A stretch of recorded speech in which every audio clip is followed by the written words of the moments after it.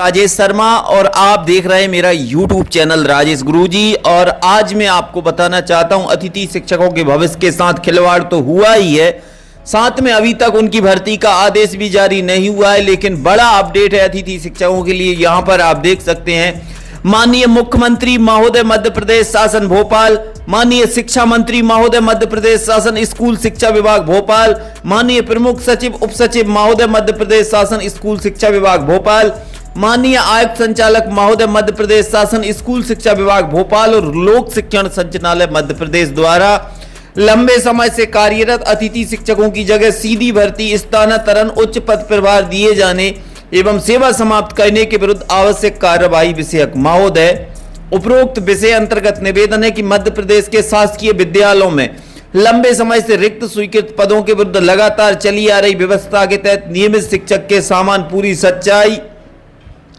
निष्ठा, लगन, ईमानदारी से अध्यापन कार्य करा रहे हैं और जिससे बच्चों की शिक्षा स्तर में सुधार हुआ है, जिसके लिए इनकी लंबे समय लगातार सेवाएं ली गई हैं। अतः अब ये संवैधानिक रूप से नियमितीकरण के दायरे में आ गए, अतः इनकी सेवा समाप्त करना अनुचित है।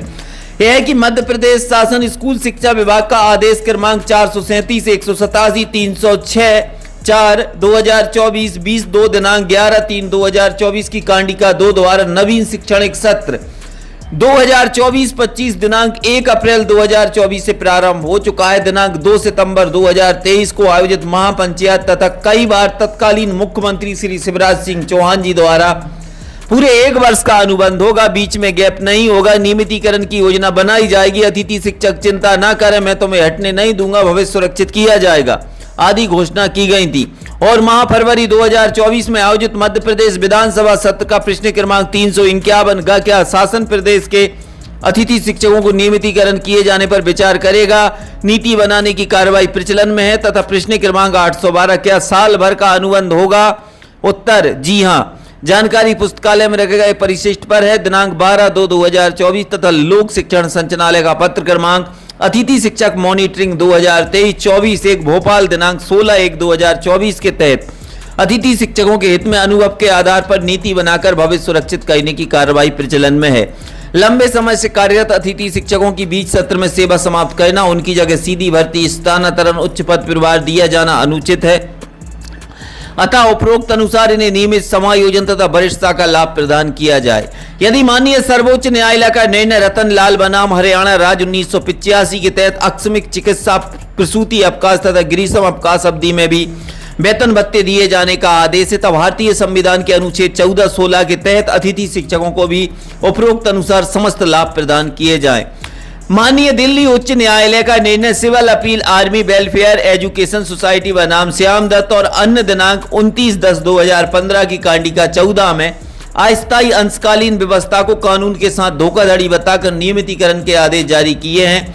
तथा माननीय मध्य प्रदेश उच्च न्यायालय का निर्णय WP 704/7/2015, माननीय सर्वोच्च न्यायालय का निर्णय राजेश धामी बनाम उत्तराखंड राज्य सिविल अपील पंजाब राज्य बनाम जगदीश सिंह, अवमानना याचिका राम नरेश रावत बनाम अश्वनी राय तथा अन्य निर्णय के तहत मध्य प्रदेश में शिक्षाकर्मी, गुरुजी तथा अन्य राज्य हरियाणा, दिल्ली, उत्तराखंड राज्य में सन 2015 से 18 तक कार्य करने वाले छत्तीसगढ़ में अस्थायी अतिथि शिक्षक तथा अन्य अस्थायी कर्मचारियों को नियमित कर सामान कार्य, सामान वेतन तथा सभी शासकीय लाभ दिए जा रहे हैं।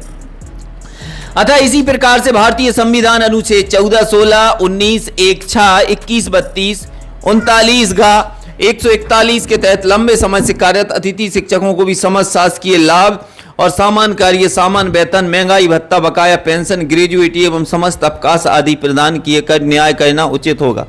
यह है कि अतिथि शिक्षकों को मात्र 25% आरक्षण का लाभ बताकर सभी आदेशों को खारिज कर दिया जाता है, जबकि सभी कार्यरत अतिथि शिक्षकों को उक्त आरक्षण का लाभ नहीं मिल पा रहा है।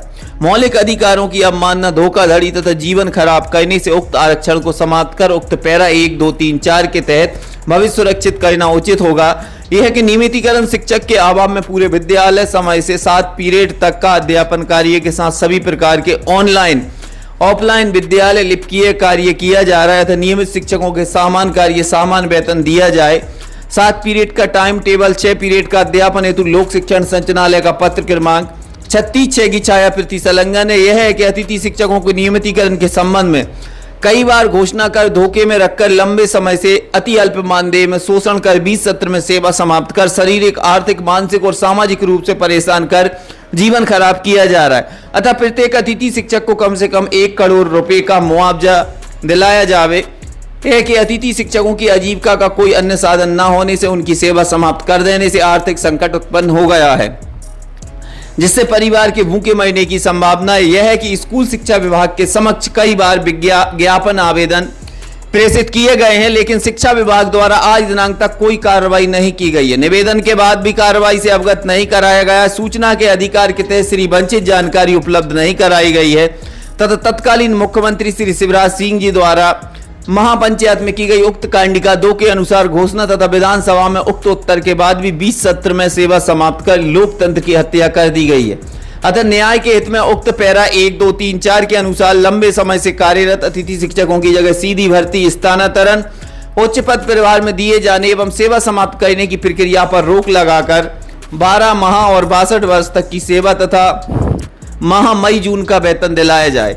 अस्तु श्रीमान जी से विनम्र निवेदन है कि आवेदन की सुनवाई कर कृपया उक्त तथ्य एवं आधार के प्रकाश में आवश्यक कार्रवाई कर उक्त बिंदुवार निराकरण प्रतिवेदन निम्न नाम पते पर अवगत कराने की कृपा करें। संलग्न उपरोक्त अनुसार भावदीय मध्य प्रदेश के समस्त अतिथि शिक्षक महामहिम राष्ट्रपति महोदय, भारत सरकार आवश्यक कार्रवाई हेतु सूचना।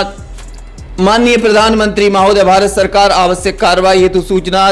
महामहिम राज्यपाल महोदय, मध्य प्रदेश शासन आवश्यक कार्रवाई हेतु सूचना। माननीय मुख्य सचिव महोदय, मध्य प्रदेश शासन आवश्यक कार्रवाई हेतु सूचना। माननीय आयुक्त संचालक महोदय, राज्य शिक्षा केंद्र भोपाल, मध्य प्रदेश आवश्यक कार्रवाई हेतु सूचना।